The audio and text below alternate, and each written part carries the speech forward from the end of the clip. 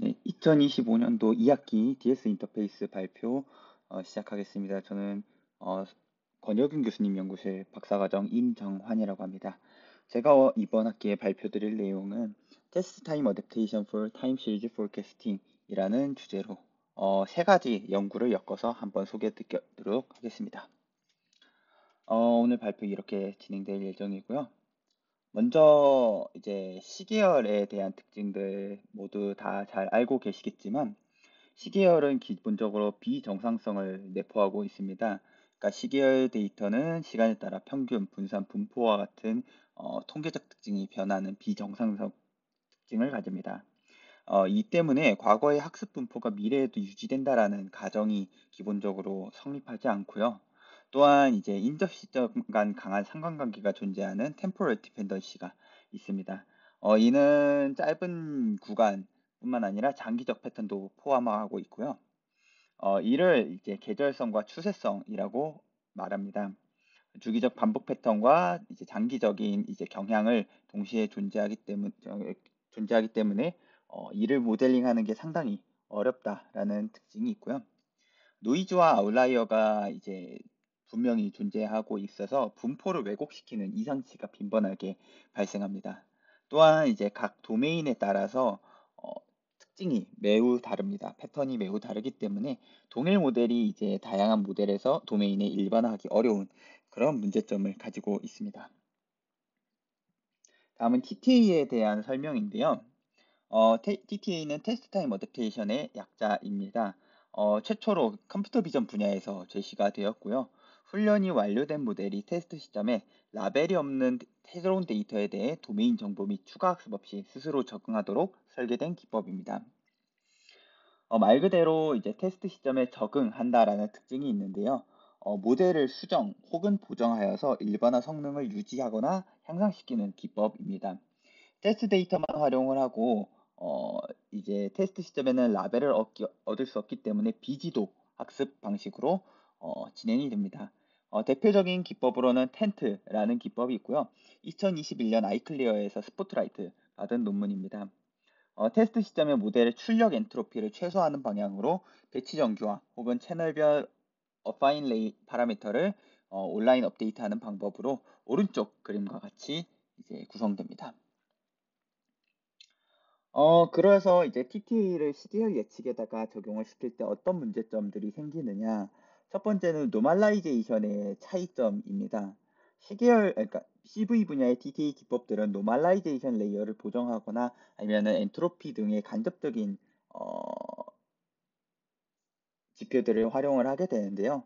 시계열 데이터는 템포럴 디펜던시 그리고 트렌드, 시즈널리티 등 고유 패턴 정보가 굉장히 중요한 요소입니다. 때문에 대부분의 시계열 연구에서는 배치 노멀라이제이션 혹은 레이어 노멀라이제이션을 사용하지 않기 때문에 기존의 CV 분야에서 사용되던 기법을 적용할 수 없다라는 차이점이 존재하고요.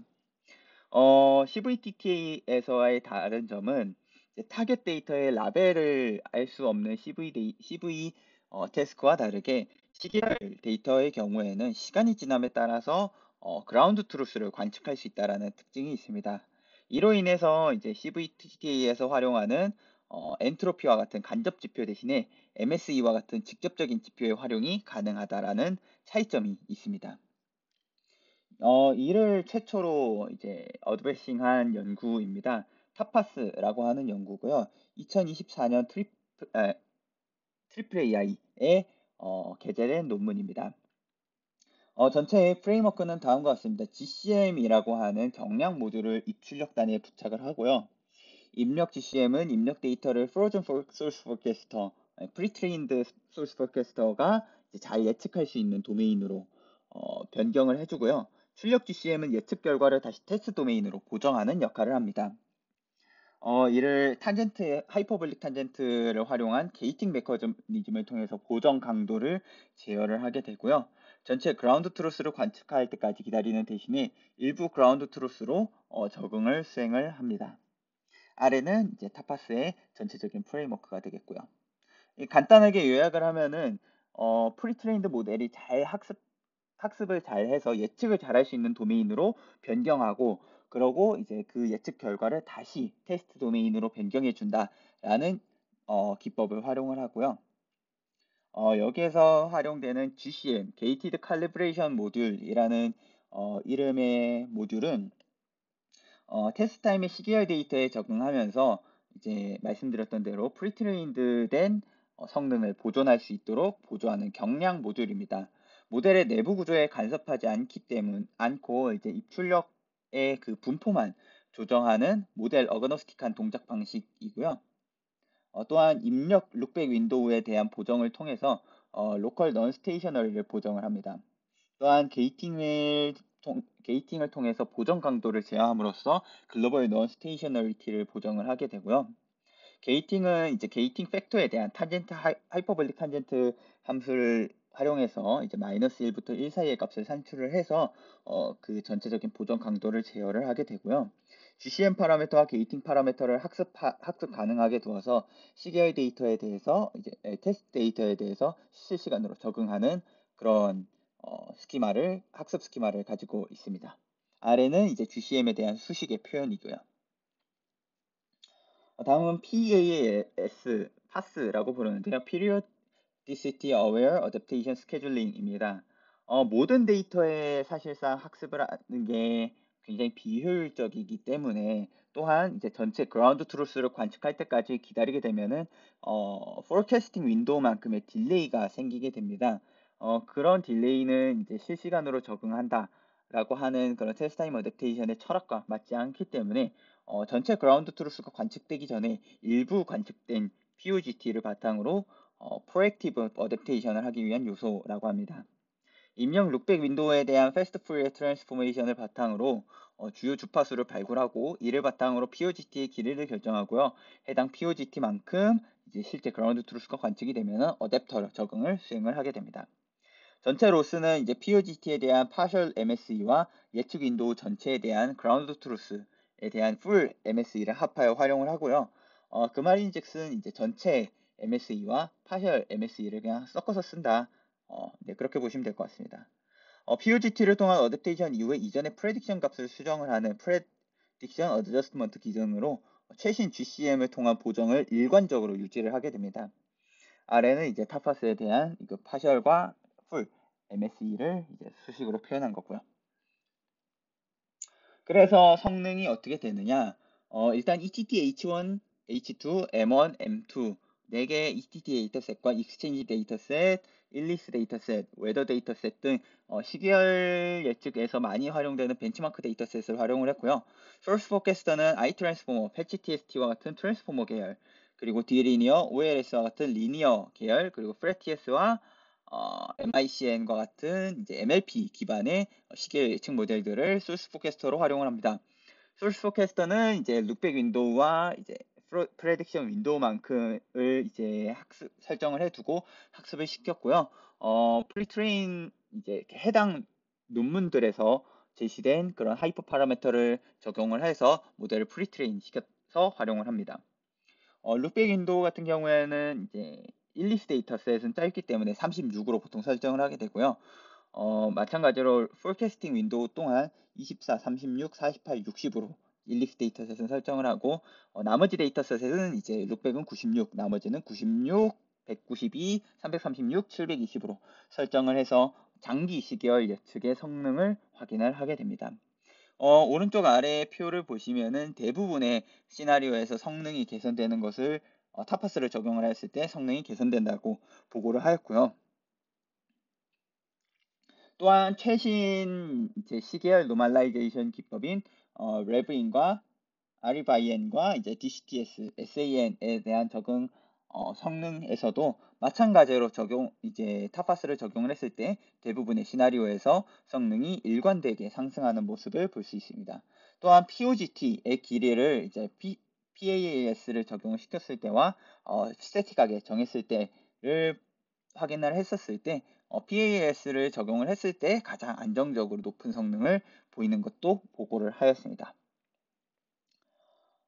다음 연구는 페트사라고 하는 연구인데요. 2025년 ICM의 워크샵에 발표된 논문입니다. 골전은 타파스와 동일한데요. 타파스의 이제 GCM에 로우 랭크 어댑터를 적용을 해서 더 적은 파라미터로 효율적인 보정을 수행한 연구입니다. 적은 파라미터로 안정적인 학습을 위해서 다양한 로스 펑션을 결합해서 구성한 특징이 있습니다.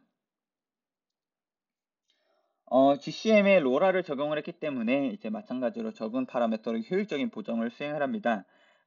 마찬가지로 파셜 로스와 풀 로스를 합쳐서 최종 로스를 산출하게 되고요. 적은 파라미터로 안정적인 성능을 산출하기 위해 각 파셜 로스와 풀 로스 모두 세 가지의 로스를 결합을 해서 활용을 합니다. 첫 번째는 이제 휴버 로스로 아웃라이어에 강건하다라는 특징이 있고요. 그다음 프리퀀시 도메인 로스로 피리오딕 패턴을 보존하기 위해서 주기마다 측정을 하여서 프리퀀시 기준으로 로스를 측정을 하여서 피리오딕 패턴을 보존을 하려고 하고요. 또한 패치와이즈 스트럭처럴 로스는 로컬 통계 정보를 바탕으로 이제 뭐 콜레이션이라든가 민 베리언스 등을 보존을 하기 위해서 이 로스를 도입을 하여서 활용을 하였고요. 이 세 가지 로스를 섞어서 이제 강건한 로버스트한 학습을 수행을 할 수 있었다고 합니다. 성능적인 결과인데요. 더 적은 파라미터로 안정적인 성능 향상을 보였다고 보고를 했고, 일부 경우에는 타파스보다 더 좋은 성능을 보였다고 보고를 하고 있습니다. 또한 윈도우 길이에 조금 덜 디펜던시가 있어서 낮은 파라미터 개수로 효율적인 성능을 보였고요. 오른쪽에 이제 차트들을 보면은 이제 그 파라미터 개수가 많이 타파스와 차이가 나는 것을 볼 수가 있습니다. 마지막 연구는 다이나TTA입니다. 마찬가지로 2025년 ICML 워크샵에 게재가 된 논문이고요. 페트사와 같이 이제 같은 워크샵에 게재가 되었습니다. 타파스의 골자를 동일하게 가지고 가되 러닝 레이트를 조금 이제 동적으로 변화시키겠다라는 내용입니다. GCM이 기본적으로 시계열의 변화 정도에 관계없이 스태틱하게 적응하기 때문에 트렌드를 잘 반영하지 못한다라는 특징이 있습니다. 이에 최근 시계열 데이터의 변동성과 에러 등을 바탕으로 어댑터의 적응률을 동적으로 조정하는 다이나TTA를 제안을 했고요. 최근 에러와 단기 임베딩 그리고 장기 임베딩을 통해서 변화 정도를 추정한다고 합니다. 이 에러 정도는 MSE의 Z스코어를 롤링 버퍼로 추적해서 성능 저하를 모니터링하게 되고요. 리얼타임 어댑테이션 버퍼라고 해서 프리트레인드 백본을 통해서 입력 윈도우의 임베딩을 추출을 합니다. 예측 정확도로 나눈 가중치의 합을 통해서 이제 단기 변화율을 계산을 하게 되고요. RDB는 이제 Reference Distribution 버퍼로 RTAB에서 산출된 단기 그 임베딩 중에서 가장 가중치가 낮은 임베딩을 가중합하는 방식으로 장기 변화 정도를 모델링을 합니다. MSE Z스코어와 RTAB 디스턴스, RDB 디스턴스의 정규와 합을 지표로 적응률을 조정을 하고요. 아래 식과 같이 이제 진행이 됩니다. 여기에서는 이제 변화주의를 반영해서 타파스보다 더 높은 성능을 보였다고 하는데요. 요거 이제 좌상단의 제목이 펫사로 되어 있는데 다이나TTA로 보시면 됩니다. 다이나TTA에서는 성능을 이렇게 개선을 했다라고 보고를 하고 있습니다. 하지만 이제 제가 직접 리프로듀서빌리티 테스트를 했는데요. 각 논문에서 공개한 소스 코드와 해당 소스 코드에서 설정된 기본 하이퍼 파라미터의 설정을 적용을 했습니다. 성능 제한 결과 이제 펩사에서 보고된 대로 펠사와 이제 다이나TTA에서는 이제 타파스보다 성능이 개선이 되었다라고 보고가 되어 있는데 실제 테스트를 해보면은 다이나TTA는 보고된 성능이 전혀 재현이 되지 않고요. 펠사는 재현이 되는데 대부분의 시나리오에서 이제 보고한 것과 다른 경향을 보였습니다. 타파스가 가장 좋은 성능을 보였고요. 이로 인해서 이제 체리픽 혹은 하이퍼 파라미터 튜닝의 영향을 많이 받는 것으로 추정을 했습니다. 하지만 이제 실제로 패사에서 보고했던 것 같이 이제 파라미터의 수, 학습 가능한 파라미터의 수는 압도적으로 적게 관측이 되고 있습니다. 네, 오늘의 결론입니다. 총 3가지의 논문을 리뷰를 했고요. 타파스는 최초의 시계열 예측 TTA를 제안을 하였습니다. 입출력 이중 어댑터 구조로 분포 조정을 통해서 성능을 개선을 하고요. 인다이렉트한 방식과 이중 어댑터로 인한 성능 오버헤드가 발생할 수 있다는 한계점을 가지고 있습니다. 또한 패사의 경우에는 로라를 통해서 탑파스를 효율적으로 구성을 했고요. 대부분의 경우에 성능이 재현이 가능했습니다. 다이나틱 같은 경우에는 최근 경향을 바탕으로 적응률을 조정하는 기법을 도입을 했지만 매우 안 좋은 재현 능력을 가지고 보여줬고요. 이를 통해서 제가 간단하게 이제 요약을 하였는데 지금 현재 테스트 타임 어댑테이션에 대한 연구는 활발하게 진행이 되고 있지만 타임 시리즈 포캐스팅에 대한 테스트 타임 어댑테이션 연구는 앞서 소개드렸던 3개가 전부입니다. 그래서 최근 제한된 분야로 아직 연구거리가 많다라는 특징이 있기 때문에 데이터 사이언스 학과 학우분들도 이제 좀 관심을 가지시면 좋을 것 같습니다. 마지막은 이제 본 발표에서 활용된 논문들의 레퍼런스입니다. 네, 발표 마치겠습니다.